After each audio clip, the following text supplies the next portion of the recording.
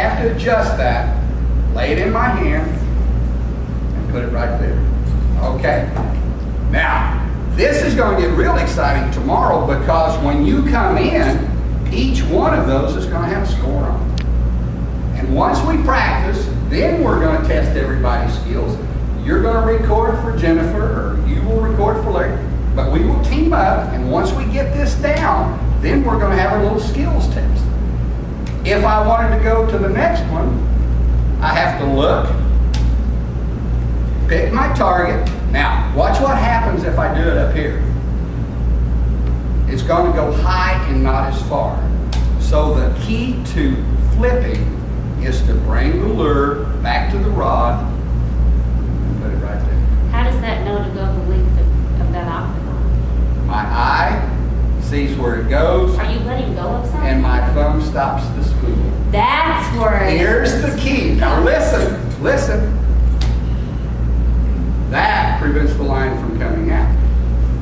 That lets the line come out. So when I get ready, You really? and everybody was doing a great job, because what were you concentrating on? You were concentrating on what I said, my hand. But during that time, I push down the button on the, what type of reel? What kind of reel is this?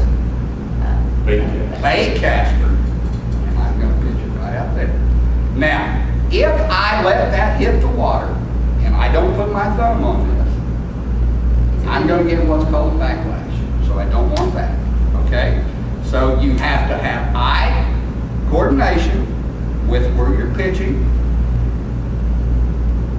and your thumb has to stop the line. Okay? Now, like I said, tomorrow we'll be using and testing our skills a little bit. And later on in the week, we are going to actually have a little contest here and see who the best flipper and pitcher is in our class. But keep in mind that this is a technique that you use in outdoor recreation in the sport of fishing. Now, wow, I was by a classroom the other day in consumer science, which is, Miss Jones was talking about some careers. And I thought, wow. And so I stood there and listened, and she had 7 boys in that class, and she had 7 girls.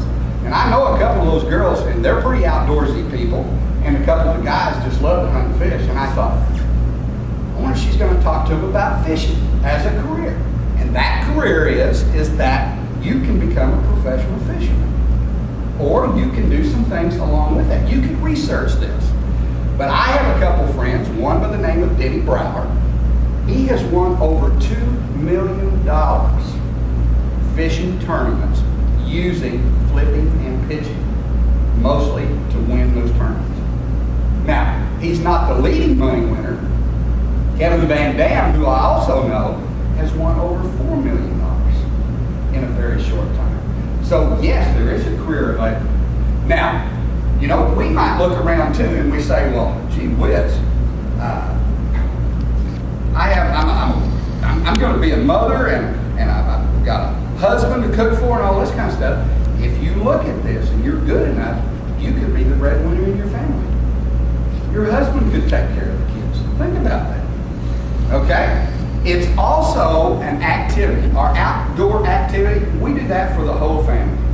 Okay? We don't want anybody to be left out anywhere. Now, my wife, she likes to go fish when it's about 74 degrees, a little bit of sun out and no wind. And she likes to fish. There's a spinner bait, and I've taught her to throw a jig a little bit. So that's one of those things, and the ladies can learn this easily. So it's not a sport just for the men like a lot of people think. Okay, again, flipping. What's the difference? Flipping and pitching. Tell me the difference. Just right off hand. Wes, what's the difference right off the top of your head? It's really the control of the string. Okay, the control of the string. Now, there's 3 types of string that we use in this. We use one that's called fluorocarbon. That's this one. It has no stretch.